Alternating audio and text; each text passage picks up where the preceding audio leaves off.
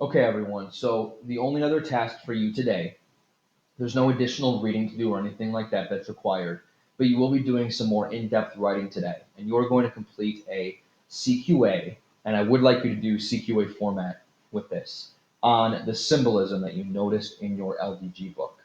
So on Friday, I asked you a discussion board question on symbolism you're noticing in your book. Feel free to use that. Take those 3 to 4 sentences as a starting point, but with the CQA, you're going to elaborate a little bit more, aiming for about 8 to 10 sentences or so to be able to get to those parts. Of course, you can go even beyond that if you'd like to, as far as sentences go. But you're going to take that initial idea from Friday that you posted about on Canvas and elaborate a bit in this CQA. If you're not sure about the symbolism you chose on Friday, if maybe there's a new one that popped up over the weekend when you were finishing your reading, you can write on that too if you'd like. So your goal today, when you find that piece of symbolism, you can elaborate on it. So go to Google Classroom, get that assignment up, and type out that CQA by tomorrow on what you chose. And I think all of you will have a really good idea by the end of this of what symbolism is and how to find it in a text, because we might revisit it later on in the year. I know that CQA writing is getting old. I understand.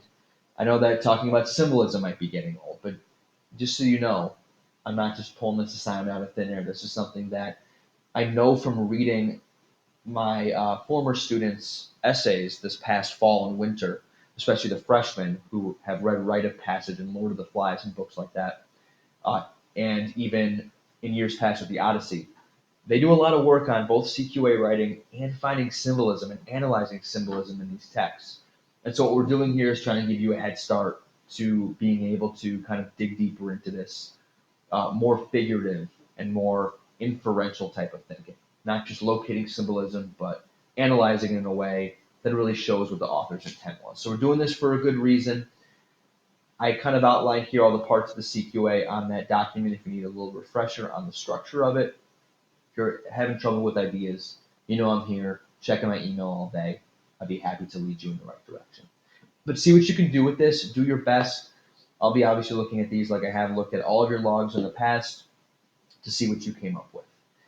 Okay? So that's your only task for today as far as writing goes, in addition to starting to figure out what your next book might be.